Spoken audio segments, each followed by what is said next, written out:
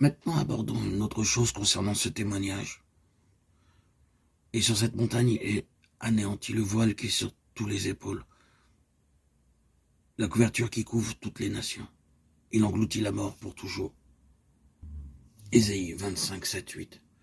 Sur cette montagne Sion, le témoignage est pour le triomphe complet du Seigneur sur la mort, le témoignage d'une vie qui vainc la mort.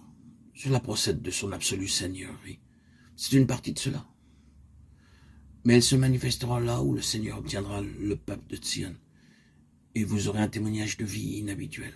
La chose que nous devons toujours considérer, c'est que si vous obtenez un peuple qui soit entré dans ce que Sion signifie, en parvenant à la plus pleine pensée que Dieu possède en son Fils, vous trouvez la vie. Oh, je vous dis que je chéris cet aspect du témoignage très chèrement, immensément. Pour moi, c'est le plus important que nous soyons même maintenus dans la vie. Pas simplement des gens qui ont un enseignement spécifique, une certaine lumière concernant la vérité, mais qui peut-être sont aussi morts que l'on peut l'être. Car il est possible d'avoir une merveilleuse somme de vérité, mais d'être entièrement mort. Cependant, que l'enseignement soit ou non compris par les gens qui viennent, notre désir, c'est que la première chose qu'ils rencontrent et enregistrent ce soit quelle vie il y a ici.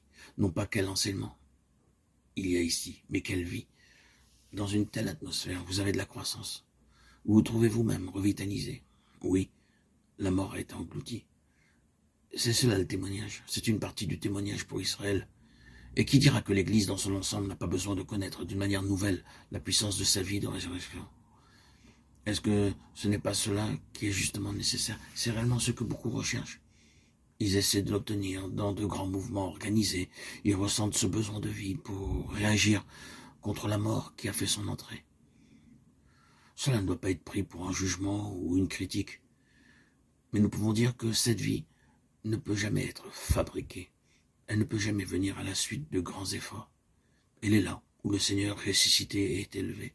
Là où il a sa place. Et cette place est seulement la conséquence d'un travail. Vous devez souffrir pour cette vie. Vous ne pouvez pas l'obtenir à bas prix. Vous ne pouvez pas la produire par des moyens humains. Elle peut seulement surgir hors de la mort par la résurrection. Et cela coûte. Dans le verset 6 d'Ésaïe 25, nous lisons cela. L'Éternel des armées prépare à tous les peuples sur cette montagne un festin de mets succulents, un festin de vin vieux, de mets succulents pleins de moelle, de vin vieux clarifié. Ésaïe 25, 6. Sur cette montagne, pour un témoignage à Israël.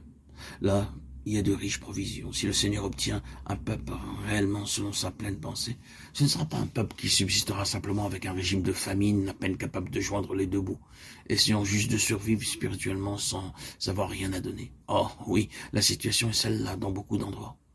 Vous ne croiriez pas le nombre de lettres qui me parviennent de toutes les parties du monde avec des termes semblables à cela. Je ne peux trouver nulle part de la nourriture spirituelle, on ne peut rien trouver dans toute cette contrée. Nous sommes morts de faim. Je n'exagère pas quand je dis qu'au cours d'une année, je pourrais remplir des volumes avec ce genre de récit. Le peuple du Seigneur crie pour avoir de la nourriture. C'est la situation. Elle n'est pas imaginaire, mais tragiquement réelle. Cependant, remercions Dieu, l'autre aspect est également vrai. Il y a un festin de mets gras quand vous êtes dans la direction de la pleine pensée du Seigneur et que vous êtes préparé à en payer le prix. Le prix pour être pour lui un instrument, non pas le prix